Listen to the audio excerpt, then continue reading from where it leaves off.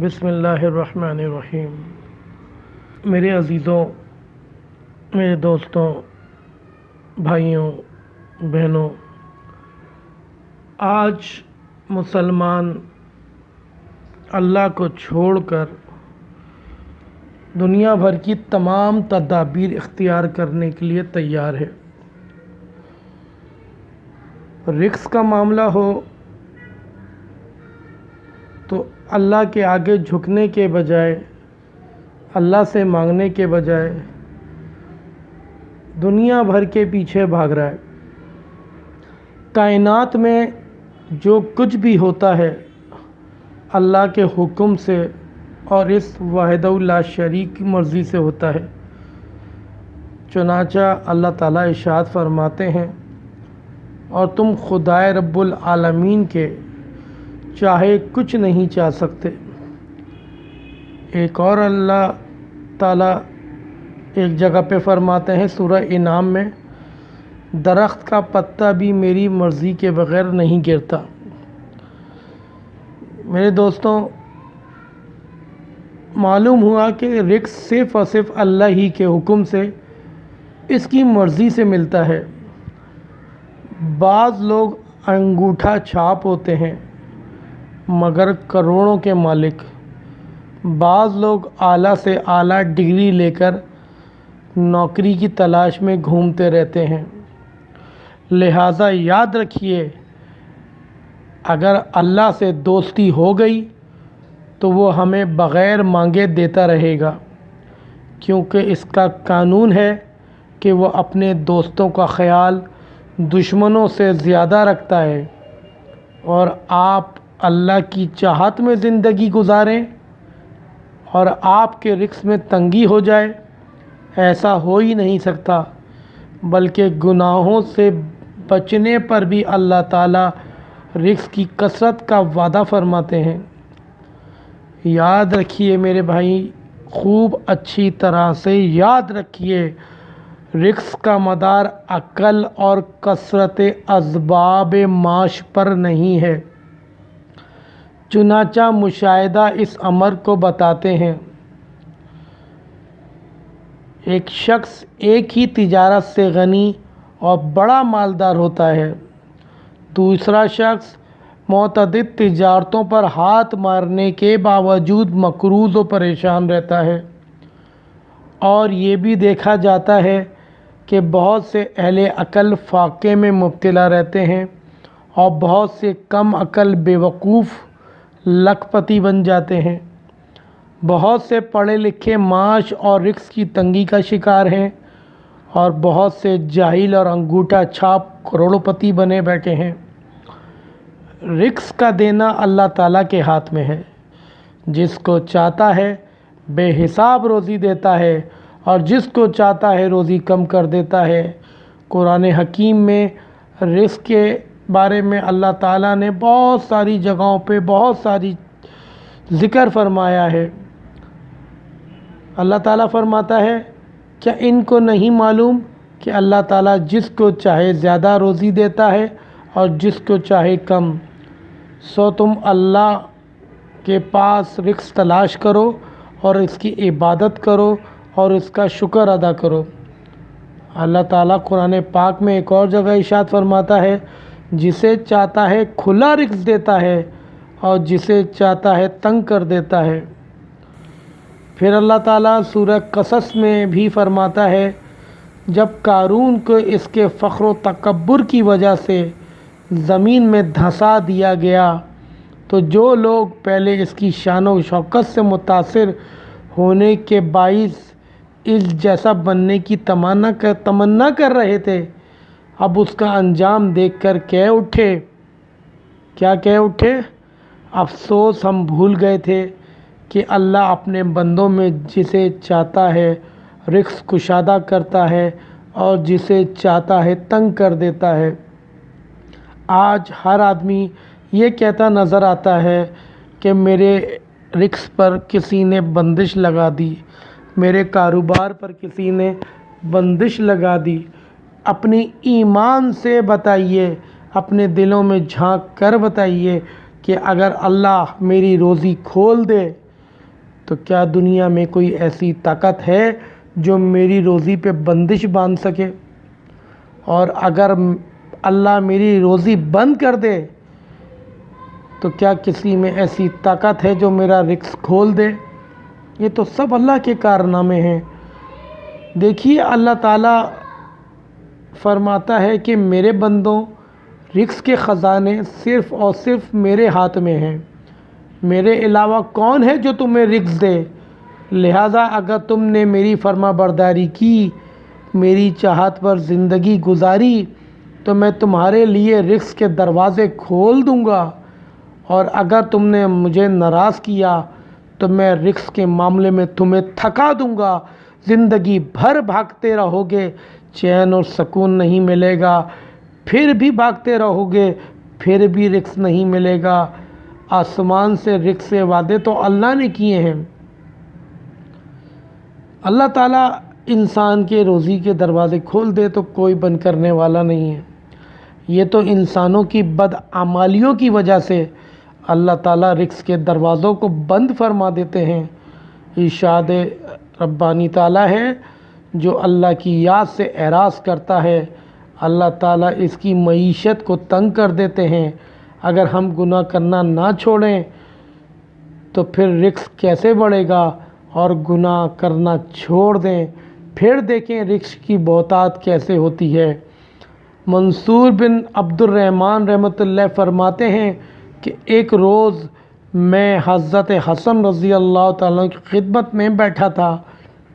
ایک شخص نے مجھ سے کہا کہ آپ رضی اللہ تعالیٰ سے اس آیت کریمہ کی تفسیر دریافت کروں جو اللہ تعالیٰ نے سورہ حدید میں ارشاد فرمائی، ما اصحاب من مصیبت فی الارض۔ میں دریافت کیا تو فرمایا، سبحان اللہ، کیا اس کے پیدا ہونے سے پہلے ہی اس کا رزق لکھ دیا جاتا ہے؟ قرآن و حدیث میں رزق کی برکت کے لیے جو مثالی نسخے اور اسباب بتائے گئے ہیں، ان میں سے کسی ایک کو اپنا لیا جائے، ان میں سے کسی ایک پر پابند ہو جایا جائے تو اللہ تعالیٰ رزق کے دروازے آہستہ آہستہ کھول دیتے ہیں۔ اس کی برکت سے بے چینی، بے سکونی آہستہ آہستہ غائب ہو جاتی ہے۔ دیکھیے حضرت عبداللہ بن عمر رضی اللہ تعالیٰ عنہ سے روایت ہے کہ رسول پاک صلی اللہ علیہ وآلہ وسلم نے فرمایا، جو شخص ہر رات کو سورہ واقعہ پڑھے گا اسے کبھی فاقہ نہیں آئے گا۔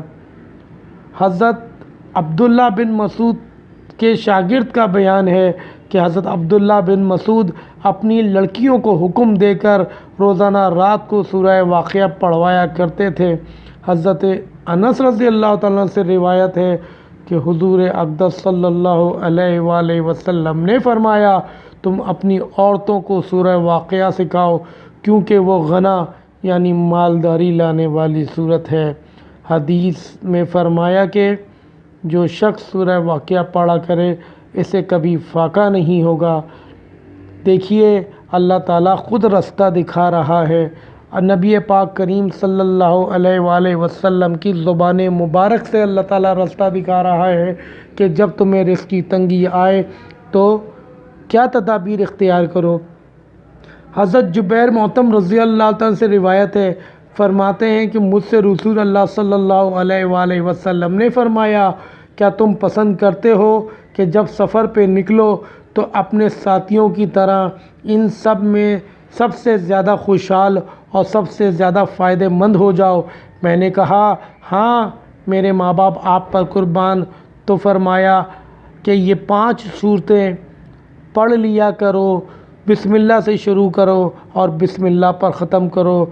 قل یا ایھا الکافرون، اس کو پڑھنے کا طریقہ کیا ہے؟ پہلے بسم اللہ، پھر قل یا ایھا الکافرون، پھر بسم اللہ، پھر اذا جاء نصر اللہ والفتح، پھر بسم اللہ، پھر قل ھو اللہ احد، پھر بسم اللہ، پھر قل اعوذ برب الفلق، پھر بسم اللہ، پھر قل اعوذ برب الناس، اور آخر میں پھر بسم اللہ۔